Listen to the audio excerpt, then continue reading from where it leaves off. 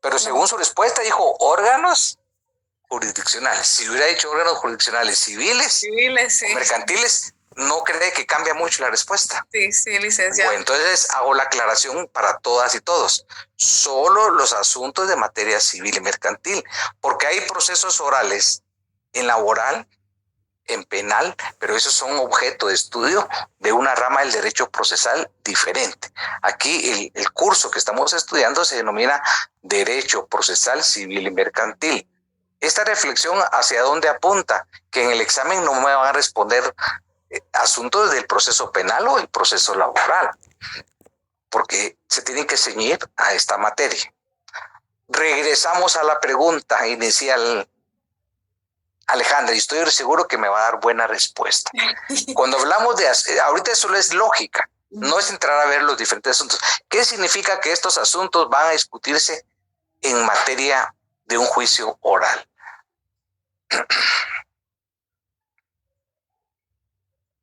Que van a ser llevados a cabo en los tribunales civiles, muy bien, civil y mercantil. Muy bien, usted comenzó que van a ser llevados, estoy de acuerdo, pero ¿qué es lo que va a ser llevado?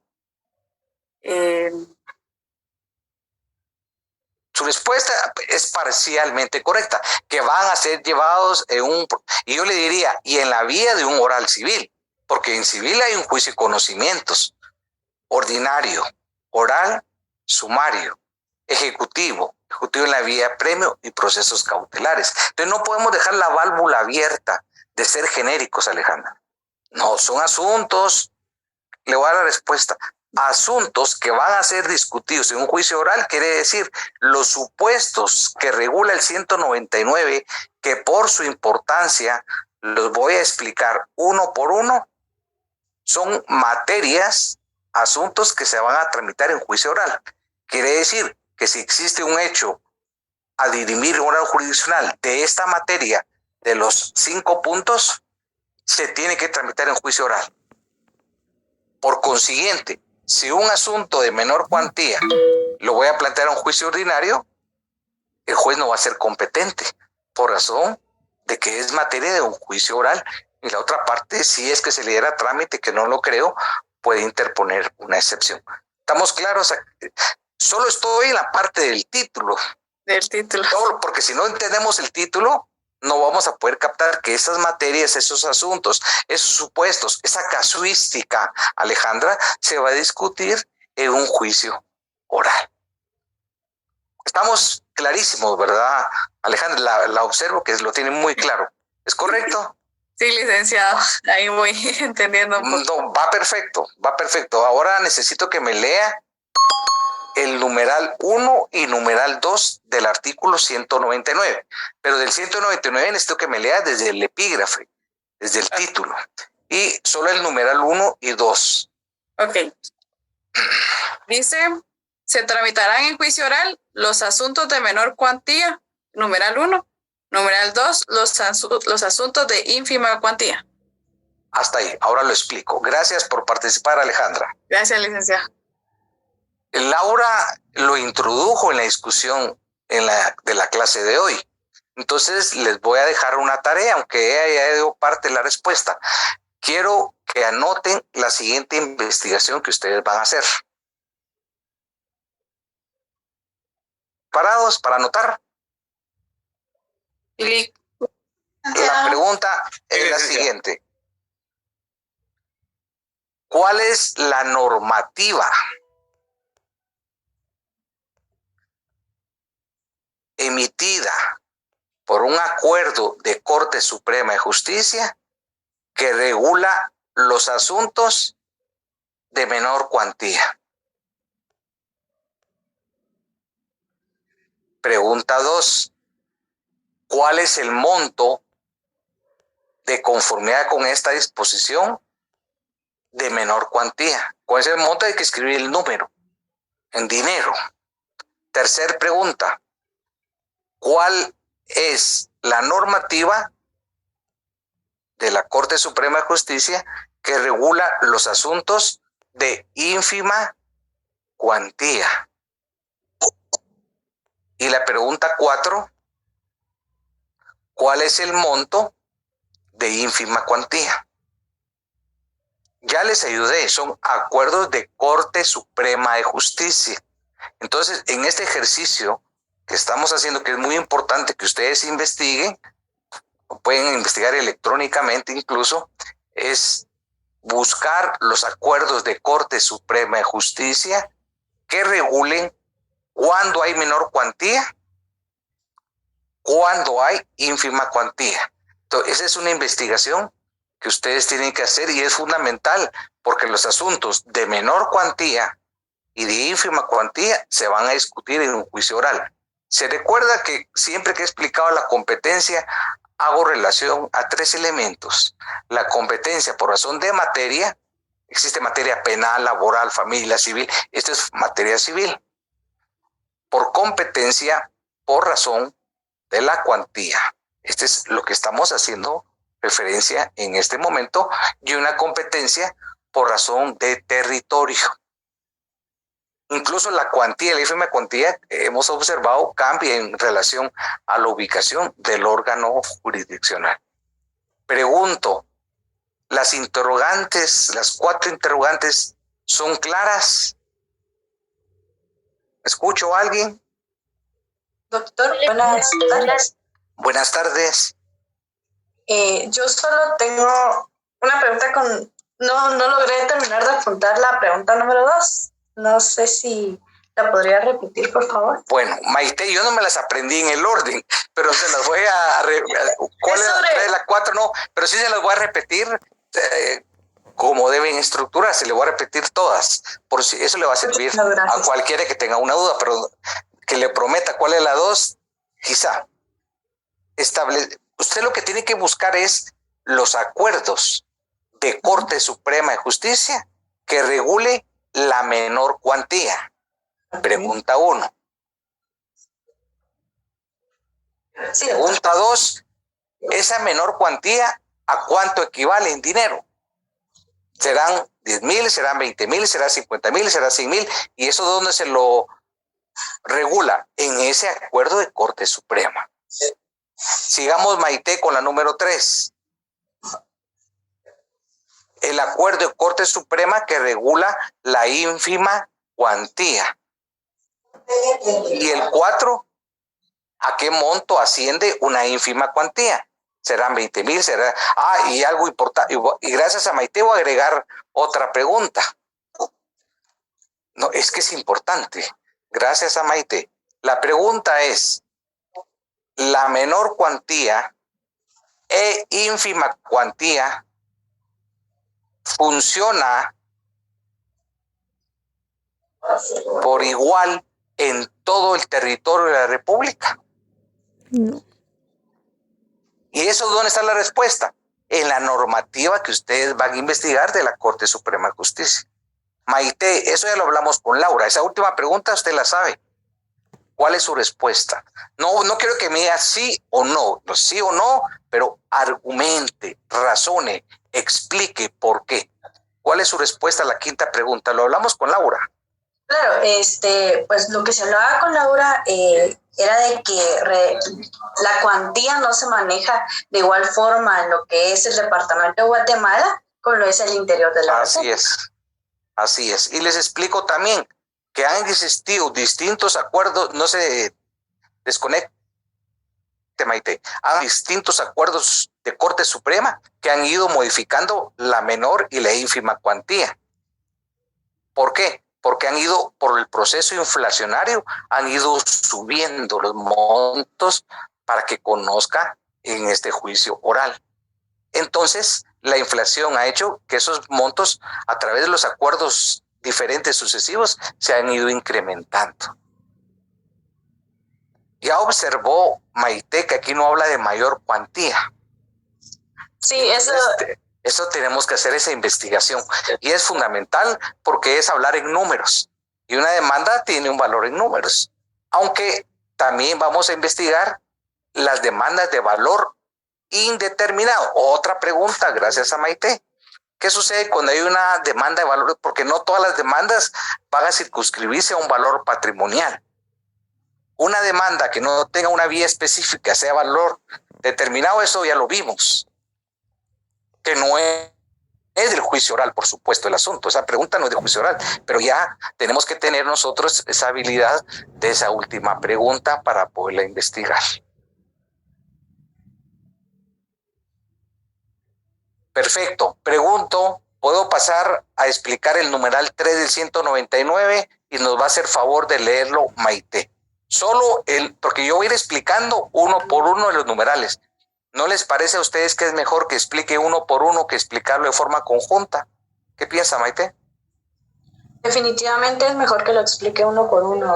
Bueno, entonces leamos el 3, por favor, ayúdeme. Numeral 3. Los asuntos relativos a la obligación de prestar alimentos. Bueno, yo lo voy a explicar, pero quiero que me explique ese asunto. ¿Qué significa? ¿Qué es eso de un asunto relativo a la obligación de prestar alimentos? ¿Y por qué voy a demandar? ¿Y por qué se va a tramitar en un juicio oral? Ahí viene hasta otra ratio y filosofía del juicio oral. Pero tenemos que entender primero el contexto de qué es alimentos. Y los voy a regresar a su curso de Derecho Civil 1. Porque si no entendemos el concepto de alimentos, menos vamos a entender por qué este asunto relativo a la obligación de prestar alimentos se va a tramitar en un juicio oral.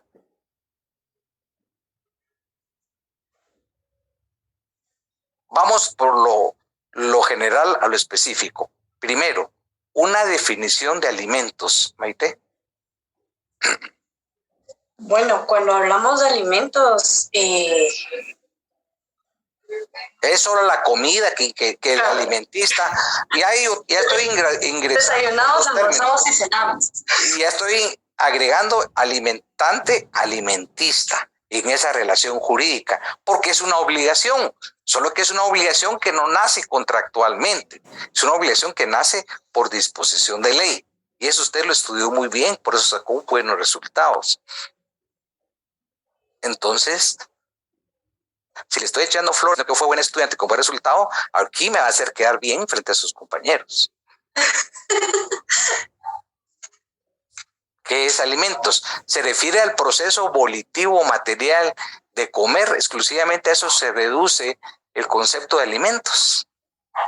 Si hablamos en ese aspecto, no. Hablamos. Es correcto. Hablamos también de educación. Muy vestimenta, bien. Todo aquello que necesita en sí un ser humano para poder desarrollarse en sociedad. Muy bien, pero le faltaron otros elementos. Es cierto, pero omitió otros importantes que son parte del concepto de alimentos. Son correctos los que dijo, pero le faltan.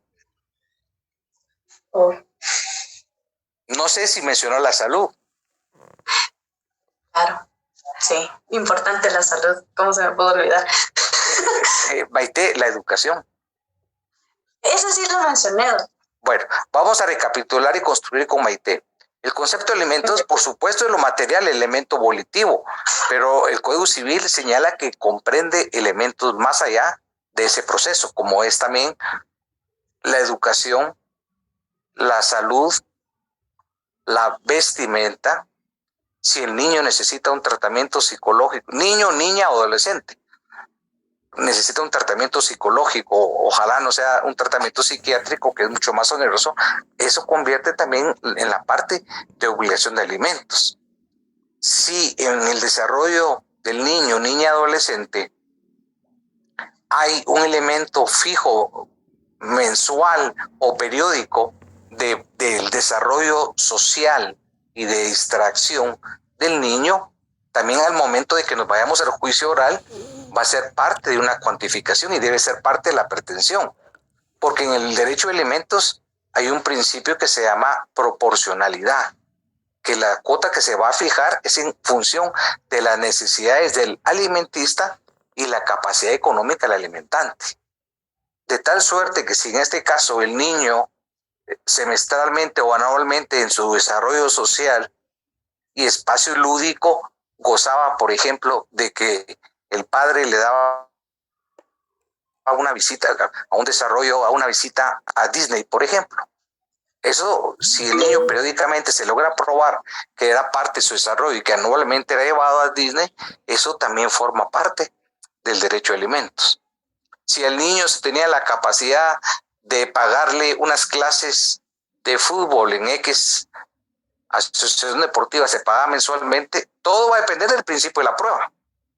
Si la madre en este caso logra probar que cuando existió el vínculo conyugal, al niño también se le pagaba una clase de fútbol, de karate o lo que ustedes quieran. Si era una niña, gimnasio, natación, ballet, etcétera, es parte del concepto de alimentos.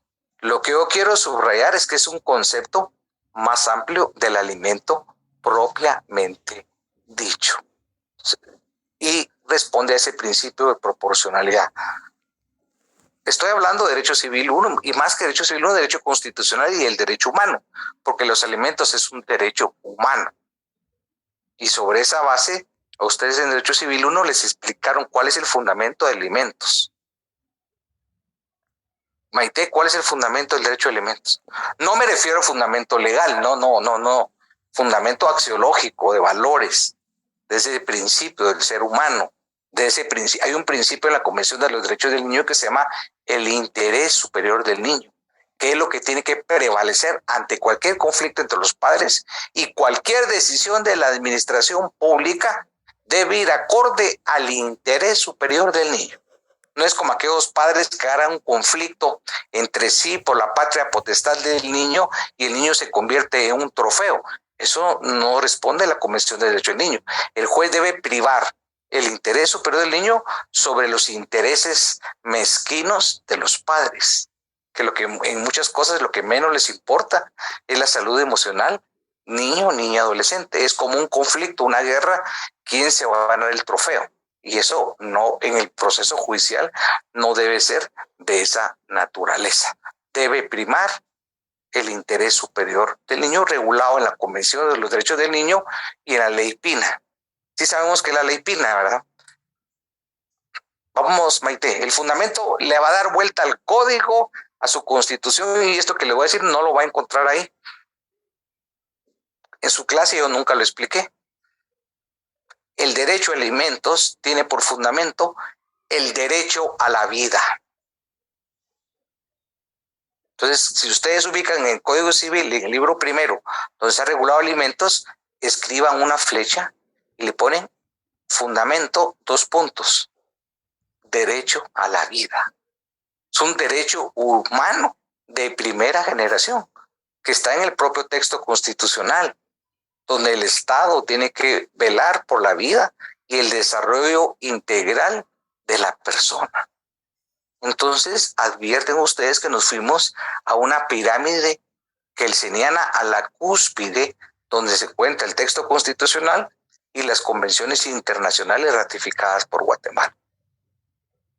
Advierten ustedes todo el análisis que estamos haciendo de un numeral, porque en ese juicio oral, que va a ser tramitado de un juicio de familia oral de familia, con su propia normativa que ha sido reformada, la ley de tribunal de familia, va a ser tramitado en un proceso con mucha celeridad. Hoy las audiencias en familia son audiencias virtuales, hay una normativa, se notifica por los casilleros electrónicos y son tramitados con mucha celeridad porque el fundamento es la vida y la justicia tardía ya no es justicia. Entonces se hace necesario esa sentencia para obligar al alimentante a cumplir con esa obligación. Se va a tramitar en ese juicio oral. Y si incumple esa obligación, pues a la madre le asiste el derecho de pedir una certificación de la sentencia y plantear la ejecución. Y alguien que es mucho más protector de su hijo, niño o niña adolescente, pues no le quepará la menor duda que aparte de la acción en familia, pueda intentar una acción acogida a las leyes que protegen los derechos de las mujeres y puede invocar una violencia económica, porque la violencia contra la mujer tiene 3 grandes niveles: la violencia física, la violencia psicológica y la violencia económica. Así que Maite, si su hermanita que pasó ahí está escuchando los derechos, que escuche, que le asisten esos derechos que la normativa les brinda, ya no solo la violencia física, la violencia psicológica y la violencia económica. Y para eso está una ley de femicidio y los juzgados especializados en esa materia para dar un eje transversal de género al momento de impartir justicia y que se evite una revictimización de un patrón cultural que se inicia hace muchos años, que se llamó el patriarcado, que generó un mundo endogéneo lleno de muchos caracteres que perjudican actitudes por medio de la violencia contra la mujer en distintos niveles. Entonces se hace necesario romper ese patrón educativo para buscar un modelo mucho más humano de respeto a esos derechos humanos. Todo este análisis es por la violencia contra la mujer y también el incumplimiento económico de alimentos es una violencia de carácter económico. Creo que no falta nada que explicar de ese numeral, ¿verdad? Bueno, sí le voy a hacer una pregunta. Gracias por participar, Maite. Hago una pregunta a la general. Siempre en este rubro, número 3, asuntos relativos a la obligación de prestar alimentos. Si tenemos que elaborar la demanda de alimentos, los invito a que pensemos en el apartado probatorio. Vamos a escuchar a Hugo Corado. Hugo Corado, conecte la cámara. Y el derecho de alimentos, puse el ejemplo típico, frecuente de la demanda contra el hombre, pero puede existir una demanda contra la mujer o también los padres hacia los hijos. Hugo Corado.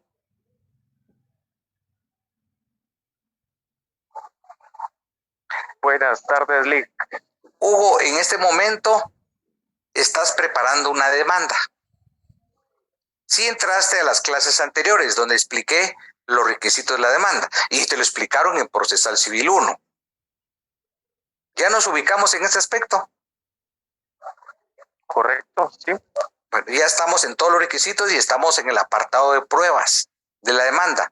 En este caso hipotético, te voy a convertir en abogado sin haber estudiado a fondo, sin haber ganado privados. No te lo voy a dotar hipotéticamente. Si sos abogado y estás elaborando la demanda, tu cliente es una madre de una niña de 8 años, pero la madre te afirmó que el padre hoy está en proceso de divorcio, pero se disolvió el vínculo conyugal, pero no cumplió con los alimentos. Entonces viene la demanda, pero te dice el padre fue responsable y el padre le dio una vida decorosa en los rubros que ya no voy a repetir que expliqué, de tal manera que basta con que al juez le expliques eso en los hechos o es indispensable acompañar medios probatorios. Sí, es necesario acompañar medios probatorios. En este caso se me ocurre quizás un recibo, ¿verdad? Que el papá hizo en este caso a la mamá, ¿verdad? Para cubrir todos los gastos de alimentos, educación, etcétera. Sí, pero generalmente él venía cumpliendo con la obligación voluntariamente, no había recibo. Incumplió bruscamente porque se enamoró de otra chica, 20 años menor. Entonces perdió el sentido de responsabilidad y abruptamente dejó de pagar. Por lo tanto, buscó otros servicios profesionales y la vas a demandar en un juicio oral de familia. Pero bastará con la demanda, con hacer relación que el padre le daba un colegio 5 estrellas, le proveía de un psicólogo, que le pagaba a un tutor, etcétera, etcétera. Yo pienso que lo llevaba anualmente a Disney, le pagaba salones de belleza, etcétera. Eso incluye también. Pero ¿cómo lo solo le vas a decir al juez? Había un concepto de alimentos. No, se tendría que probar. ¿Cómo? Recibos, ¿Cómo? No, recibos no va a haber. No todo va a ser recibos. Si la llevó a Disney, por ejemplo, ¿cómo lo vas a probar anualmente? Los boletos, pueden ser los boletos. Los boletos, certificación del movimiento migratorio. Ah, exacto, también. Y la capacidad económica, ¿cómo lo vas a probar? ¿Cuánto gana él? ¿Trabaja en una empresa X?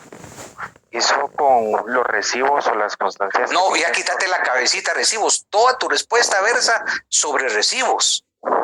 Entonces te invito a que penses que el recibo no es el único elemento de prueba. Tenés que ir más allá, ser muy creativo. Okay, puede ser ¿Cómo puedes solicitarle al gerente de la empresa un informe al juez? Una certificación de ingresos. Y si quieres ser más acucioso, puedes pedir una certificación al IX, la declaración que hace el patrono del ingreso de sueldos. Eso es para establecer cuánto gana. Y si en un caso que a mí me correspondió, aporté de prueba de todo que logré una pensión de 30,000 quetzales. Y un elemento de prueba que acompaña, él negó tener esa capacidad económica por la proporcionalidad. Y se los voy a hacer breve. Aparte de todos los documentos tradicionales, acredité educación, tratamiento psicológico, viajes al extranjero, cantidad. La señora fue previsora. Eso sí me ayudó mi cliente. Cada compra que le hacía a la ropa a la niña, guardaba todos los recibos. Tenía recibos guardados durante años. Entonces él estaba ahí durmiendo con el enemigo porque lo tenía guardado en la gaveta. Y literal, escuchaste la frase que usé, ¿verdad, Hugo? Sí. Llegó a este extremo. Creo que no me estás poniendo mucha atención, Hugo. Te miro como atento a actividades laborales. Pero si... no, de camino voy a la casa. Te voy a poner ejemplo. En una noche, esta dama fue a abrir la gaveta de su cónyuge, en ese momento cónyuge. Y él era auditor, era muy ordenado, de su puño y letra. Tenía anotado los ingresos de su finca y los ingresos de que él tenía, el pago es seguro, deducible, todo con su puño de letra. Y ella le sacó un elemento de fotocopia. Posteriormente se legalizó y se presentó como un documento para reconocer el documento, su validez frente a juez.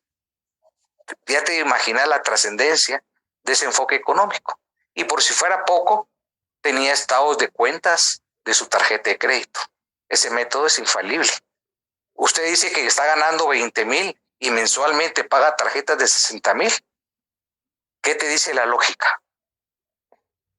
Que percibe otros ingresos. Por supuesto, y que si tiene la capacidad de pagar 60,000, vamos a aplicar la proporcionalidad. En resumen, le fijaron una pensión más alta de lo que él decía ganar. ¿Todo por qué? Por el elemento probatorio. Entonces tenemos que ser muy creativos en función de eso. No solo es buscar patrimonios a nombre de él, también puede tener acciones en sociedades mercantiles. Así que ya les di muchas estrategias para construir prueba, porque las afirmaciones de los hechos los tiene que probar el actor o bien el demandado al contravenir. Gracias, Hugo. Hugo, lo último, léeme el numeral 4 del 199. Numeral 4. Del 199. Hoy no tenía abierto mi código, fíjese. Bueno, interesante pregunta. Entonces, ahora yo sí tengo una duda y quiero que me ilustres. ¿Cómo vas a aprender derecho procesal civil sin códigos? Sí lo tengo, pero lo que pasa es que como estaba movilizando lo guardé. O sea que lo tenés eficientemente guardado en un lugar donde no le va a caer polvo, no se va a utilizar y no lo vas a consultar.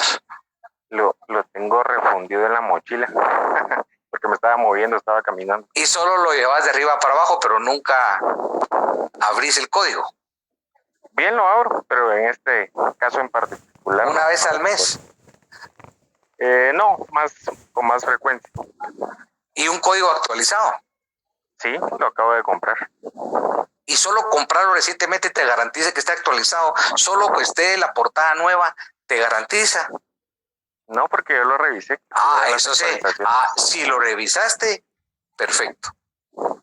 No es confiarnos de que solo por irlo a comprar hoy está actualizado. Tenemos que revisar, especialmente las reformas. Te invito a que lo estudies más, Hugo. ¿Sí sabes que hay una presentación que publiqué? Sí, Lick. Sí, de hecho la venía leyendo en el camino. ¿Qué leíste? Tengo curiosidad. Lo que le consultó a la compañera sobre el proceso oral, ¿verdad? Oral por alimentos, que se tramite en la parte oral, ¿verdad? Que es temas de alimentos y otros temas que ahí menciona en su diapositiva. Y eso te ayuda a fomentar la lectura del artículo 199 y siguientes. Muy bien, Hugo, gracias por participar.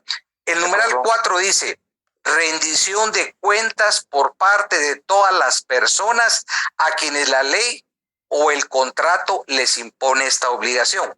¿Qué significa esto? Que hay un contrato específico, por ejemplo, un contrato de participación, donde todas las personas tienen derecho a unos dividendos. ¿Y qué significa? Que si alguien por X circunstancia no ha cumplido con la obligación de distribuir esos dividendos, esos ingresos, la parte afectada tiene la libertad de acudir a un juicio oral a exigir rendir cuentas. Y rendir cuentas no es ni más ni menos que presentar estados financieros de la forma que se gestionó ese contrato. Vamos con Magalí Tiu Madrano. No sé si es Medrano, perdón. Magalí Tiu Medrano, la escuchamos. ¿Quedó clara mi explicación, Magalí? ¿En qué consiste una rendición de cuentas? La rendición de cuentas sería al final presentar un estado financiero y poder decirle, mire, el activo y pasivo se integró de esta forma, se cumplieron con estas obligaciones y yo le di tantos dividendos debido a estos ingresos. Presentar una claridad de un balance general. Eso es rendir cuentas. Pero si usted con su socio, por ejemplo, tiene dudas, va a plantear un juicio oral para que el juez le exija a la otra parte rendir cuentas. Y si eso puede generar responsabilidades si no se rinden cuentas. Pero usted tiene dudas y usted tiene derecho a que le aclaren el estado patrimonial, ya sea un contrato o un vínculo, etcétera. ¿Estamos claros en esto, Magali? Sí, licenciado, está bien. Ok. Léame el numeral 5, por favor. Siempre del artículo 199. Artículo 199 en materia de juicio oral, numeral 5. La división de la cosa común y las diferencias que surgieren entre los copropietarios en relación a la misma. Gracias por participar, Magalí. Armando López está levantando la mano. Armando López puede participar. Sí, licenciado, buenas tardes. Armando, antes de que plantee su pregunta, puede plantear la pregunta que usted estime, le pido a que me explique este numeral. El 5 del 199. La división de la cosa común y las diferencias que surgieren entre los copropietarios en la relación a la misma. Muy bien, lo escucho. Lo que puedo alcanzar a entender, licenciado, es que cuando existe una propiedad en común o que varias personas son dueñas, la idea la tiene equivocada al principio, pero después la corrige. Usted dice una propiedad en común. Desde que es común, deja de ser una propiedad individual, Armando. Es decir, usted se equivoca en la entrada inicial, pero después empieza a enderezar su respuesta de forma correcta. Entonces, lo invito a que reflexionemos. Es una forma especial de propiedad. Y voy a explicar, eso lo estudiaron en Derecho Civil 2. ¿Cómo se llama esa forma especial de propiedad? A la que está regulada en el numeral 5. Tiene un nombre. No lo tengo en mente, licenciado. Pero sí tiene la explicación correcta, Armando. Interesante. Usted comprende la figura y le falta definir. ¿Sabe qué le falta nada más, Armando? Colocarle la etiqueta, pero sí le explica bien. Interesante. Se llama copropiedad. Y no sé si le ayuda que le repita un par de minutos qué es la copropiedad. Por supuesto que me ayuda bastante, licenciado. ¿Se acuerda, Armando, que en el libro segundo está la propiedad y demás derechos reales? La propiedad individual es concebida como la facultad que tiene el titular de una relación jurídica sobre un bien o sobre una cosa. Y esa facultad de propiedad individual tiene la facultad de gozar, disponer, enajenar esa propiedad. Usted es propietario de un bien, tiene esa facultad de disponer, enajenar o gravar. Pero cuando un bien o una cosa pertenece pro indiviso a dos o más personas, hablamos de copropiedad. Un ejemplo, un inmueble que tenga 4 copropietarios. Los 4 copropietarios o condueños son sobre ese bien. Y ese bien sobre que recae se llama cosa común. Y esa característica de la copropiedad, Armando, se llama que hay un derecho alícuota, una parte alícuota, que no necesariamente va a ser por partes iguales, dependiendo de la constitución de la copropiedad. Pero esa parte alícuota también implica una cuota ideal. ¿Y qué pasa, Armando? Que puede someterse la copropiedad a un pacto de indivisión, que no puede exceder por más de 3 años. De tal manera que si usted es copropietario A de ese inmueble y desea vender sus derechos de copropiedad, porque no puede vender todo el inmueble porque usted no es el propietario de todo, es de una parte alícuota de ese bien, tiene que respetar un derecho que se llama derecho de tanteo, derecho de propiedad. Y antes de que usted le venda a un tercero que no forma parte de esa relación jurídico-real, tiene que notificarle a un condueño, a un copropietario, porque él tiene prioridad. Y si él no compra su derecho dentro de 15 días, usted ya tiene libertad de acudir con un tercero. Pero cosa común se denomina al bien sobre el que recae. Ahora usted me dice, ¿puede generarse una partición y una división de la cosa común? Por supuesto, pero hay un procedimiento específico que regula el juicio oral, división de la cosa común. Pero aquí nos dimos cuenta de algo, Armando, que si no entendemos algunos conceptos del derecho civil sustantivo, no vamos a entender la parte procesal. Para entender el numeral 5, tenemos que entender que la copropiedad, cómo funciona, por qué se llaman copropietarios, puede haber un pacto de indivisión, en qué consiste el derecho de tanteo. Y aquí señala división de la cosa común y diferencias.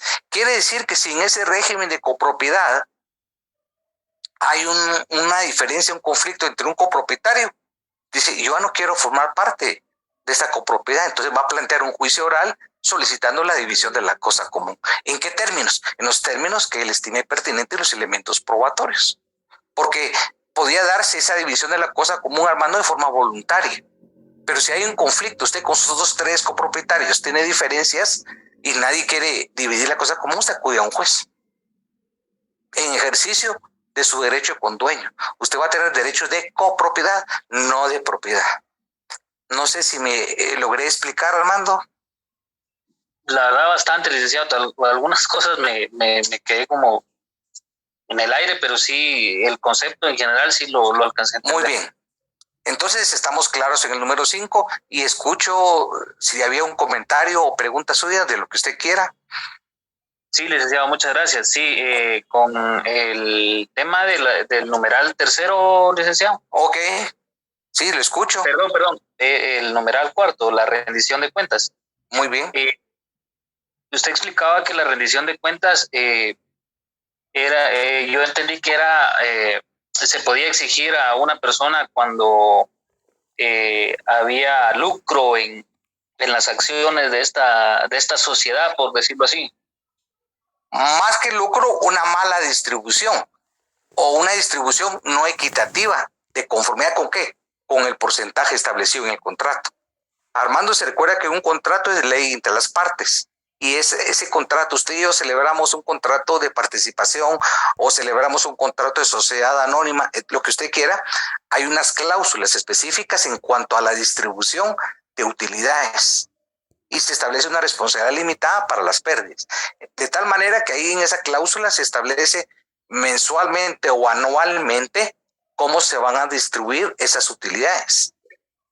Pero se establecen los porcentajes y la forma y las fechas. Si vengo yo e incumplo esa parte, yo soy el representante legal, incumplo con la distribución de sus ganancias específicas en función del monto establecido en la cláusula, usted tiene el derecho de acudir a un juicio oral y decir, mira, señor juez, yo quiero que el representante legal y esa asamblea general me rinda cuentas, porque yo tengo dudas en cuanto a los ingresos, en cuanto a las obligaciones, en cuanto a las distribuciones. Entonces, la rendición de cuentas en la sociedad mercantil, por ejemplo, hay un órgano de fiscalización que lo integra auditores. Ellos tienen que rendir cuentas ante el juez de conformidad con lo que usted puso en su demanda. Por ejemplo, en su demanda puede decir usted, en los 3 primeros años tuve una distribución de utilidades anualmente de tal porcentaje, pero extrañamente al 6º año se me redujo a la 1/3 parte. y la sociedad no tuvo un declive económico. Usted logró probar que la sociedad se ha mantenido dentro del giro ordinario con los ingresos. En conclusión, la rendición de cuentas es cuando hay una inconformidad en cuanto a la distribución de esos rendimientos establecidos, ¿dónde? En la cláusula de un contrato. Todo eso, reglas claras de distribución. Así como usted, su novia o su esposa le pide rendir cuentas. Usted le ha tocado rendir cuentas, ¿verdad? Y bueno, especialmente a fin de mes. ¿Qué le han preguntado? Mira, ¿cuánto ingresaste? ¿Cuánto ganaste? ¿Cuándo está esto? O sea, su novia o esposa, o le va a preguntar, mira, o hay un porcentaje ahí destinado a una tercera persona. Licenciado, perdone, pero esto no es exclusivo de una entidad que preste algún servicio. No necesariamente. Pueden ser sociedades mercantiles o los contratos donde se regule distribuir ciertas ganancias, porque es que el tema va por rendir cuentas. Por ejemplo, un administrador también tiene que rendir cuentas y puede ser que los socios estén inconformes en cuanto a la gestión y exijan al administrador que rinda cuentas a todos los socios, porque hay dudas específicas y dependiendo de la rendición de cuentas, esto va a originar otras acciones, hermano, porque si en la rendición de cuentas hay anomalías, el afectado no se va a cruzar de brazos. Esto le va a servir para habilitar otras acciones, que no solo pueden ser civiles, pueden ser de orden penal. Imagínense un desfalco, un fraude, una estafa que se pueda advertir, acuden a la vía penal. Y este sería un elemento de prueba para fundamentar una querella o una denuncia. Sí, en ese sentido iba mi duda, licenciado, cuando la entidad es no lucrativa, digamos que los fondos que se manejan no generan un beneficio a alguien en particular. Pero eso no exime a que el administrador tenga que manejar transparentemente los gastos. Es cierto, una sociedad civil, una ONG, no tiene por finalidad asuntos de lucro, pero eso no faculta que el administrador disponga el patrimonio arbitrariamente. Como la ONG no paga tributos, el administrador va a poder destinar el dinero a asuntos de su beneficio personal. Entonces los demás miembros tienen derecho a decirle rendí cuentas. Y el procedimiento sería este. Correcto. El juicio oral. Exactamente. Por eso es que estamos conociendo uno por uno de los asuntos del juicio oral. Es un gusto. Sexta numeral, declaración de jactancia. Si alguien está emitiendo algunas opiniones tendenciosas, calumniadoras, difamatorias, entonces tengo yo el derecho de decir, bueno, plantea una demanda y demostrar esas afirmaciones tendenciosas y falsas. Y eso se llama una declaración de jactancia. Para terminar la clase, un numeral importante que dice, asuntos que por disposición de la ley o por convenio de las partes deban seguirse en esta vía. ¿Qué significa esa cláusula? Que a lo largo de los pasajes del Código Civil y Procesal Civil Mercantil hay otros asuntos que no están contemplados dentro de estos 6 supuestos del 199 y que por disposición de ley señala que se deben tramitar en un juicio oral. O bien las partes en un contrato por convenio de las partes acuerden recíprocamente que una controversia, un conflicto, las partes lo someten voluntariamente al trámite de un juicio oral. En otras palabras, este numeral final es un números apertos, un número abierto que no se reduce a los 6 anteriores. Repitiendo, si por disposición de ley vía oral, ahí lo vamos a tramitar. Si las partes convienen en un contrato que sea vía oral, por supuesto que esa va a ser la vía, pero ahí están los dos presupuestos, por disposición de ley o por disposición de autonomía de la voluntad de las partes en un contrato. Nos llevamos la clase con los asuntos, que es un tema importantísimo. Ya la próxima semana, el viernes, entramos con las características y lo explicado en la presentación, poniendo la atención en lo siguiente. ¿Por qué el juicio oral se desarrolla por audiencias? Es un máximo de 3. Esa es una de las diferencias con el juicio ordinario. Y vamos a establecer otros aspectos importantes en cuanto a cómo se van a diligenciar las pruebas en las audiencias y en qué consiste también la facultad del juez de poder dictar un auto para mejor Los exhorto a que lean la presentación. Quienes no han colocado su foto lo hagan inmediatamente y complementar la lectura del código para que este viernes, esperemos, podamos terminar el juicio oral. Pasen muy buena noche. Hasta luego. Muy buenas noches. Gracias, Link. Feliz noche. Buenas noches. Buenas noches. Cuídense. Que estén bien y nos vemos el viernes. Un abrazo.